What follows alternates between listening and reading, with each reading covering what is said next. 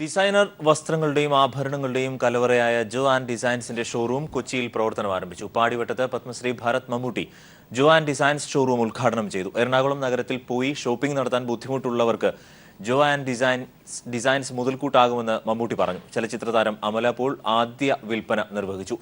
തടത്തിൽ ഗ്രൂപ്പാണ് ജോ ആൻഡ് ഡിസൈൻസിന്റെ മുഖ്യ പ്രമോട്ടർ. മമ്മൂട്ടിക്കും അമല പോളിനുമൊപ്പം ജോബി ജോർജ് തടത്തിലും മക്കളും ഭദ്രദീപം കൊളുത്തി. ചീഫ് ഡിസൈനറും മാനേജിംഗ് പാർട്ണറുമായ ആൻമേരി ചെറിയാൻ, ഹൈബി ഈഡൻ MLA, BJP നേതാവ് AN രാധാകൃഷ്ണൻ തുടങ്ങിയവർ പങ്കെടുത്തു.